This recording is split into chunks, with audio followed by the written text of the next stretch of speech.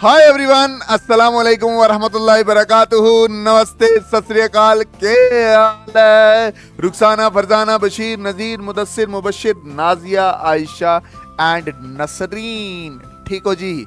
अच्छा, बहुत सारे बच्चे क्लास 12th के रिप्रोडक्शन का टॉपिक पढ़ रहे थे और मुझे बहुत सारे मैसेज कर रहे थे, सर फीमेल के केस में ओवरीज एब्डोमेन में ही रहते हैं, बट मेल के केस में जो टेस्टिस होती हैं वो एब्डोमेन से डिसेंड करके कहाँ पे आ जाते हैं? स्क्रोटम में आ जाते हैं। पाउच लाइट स्ट्रक्चर किस में आ जाते हैं? स्क्रोटम में आ जाते हैं। ये हमारा रहा पेनिस, ये टेस्टिस रहा, है ना?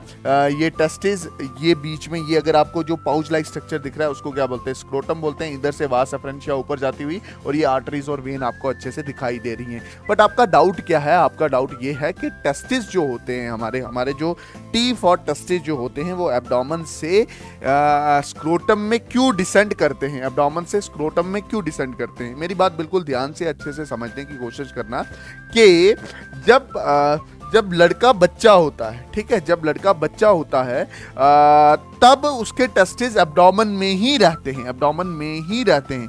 तकरीबन 6 मंथ का जब माँ के पेट में लड़का होगा, मतलब बशीर साहब ही माँ के पेट में होंगे, तो उनके टेस्टिस नीचे स्क्रोटम में क्या किए होंगे? डिसेंड किए हैं। अच्छा, अगर ना करेंगे तो प्रॉब्लम हो जाएगी, बशीर साहब इनफर्टाइल हो जाएंगे, बशीर साहब बच्चे पैदा नहीं कर पाएंगे। उस कंडीशन को बोलेंगे क्रिप्टोडिज्म। अच्छा, एक चीज और ध्यान में रखना, ये टेस्टिस ऊपर जब एब्डोमेन में ही रह जाएंगे तो इसकी वजह से टेस्टिस का ट्यूमर हो सकता है, टेस्टिस का कैंसर हो सकता है।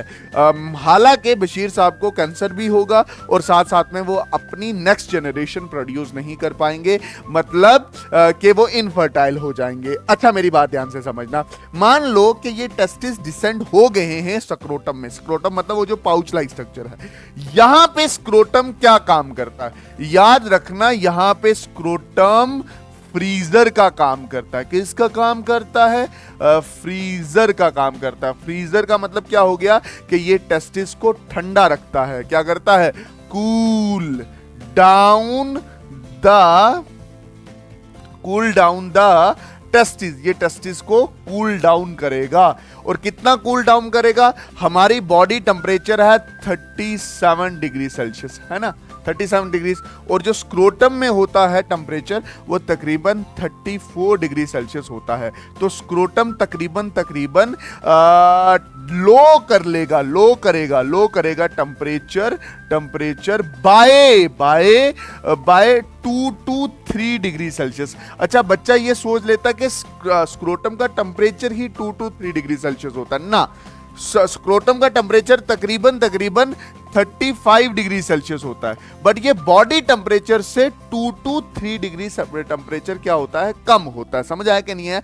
जिसकी वजह से स्पर्मेटोजेनेसिस या स्पर्म अच्छे से बन पाते हैं। अगर टेम्परेचर ज्यादा हो तो स्पर्म अच्छे से नहीं बन पाएंगे। ये चीज आप अपने दिमाग में रखना।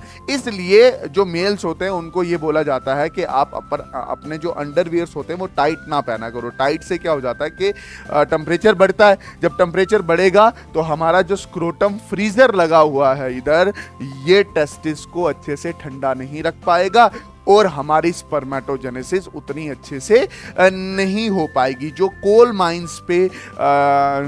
माइंस में काम करने वाले मजदूर हैं वहाँ पे भी स्क्रोटम का टेम्परेचर बढ़ जाता है, जिसकी वजह से स्पर्म अच्छे से नहीं बन पाते। जो ड्राइवर्स वगैरह जहाँ पे वो बैठते हैं उधर उनके बिल्कुल नीचे ही इंजन लगा होता है, जिसकी वजह से वो हीट वहाँ से क्या करते?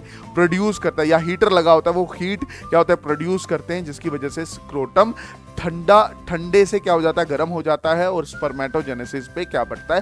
फर्क पड़ता है। होप आपको ये छोटी सी वीडियो मेरी अच्छी लगी होगी। ये छोटा सा हमारा टॉपिक था कि क्यों टेस्टिस स्क्रोटम में प्रेजेंट होते हैं। बट हालांकि ओवरीज के केस में ऐसा कोई चक्कर नहीं है। oogenesis के लिए टेम्परेचर मेंटेनेंस की जरूरत नहीं पड़ती। वो हमारे बॉडी टेम्परेचर में ही एग बना लेती हैं ओवरीज।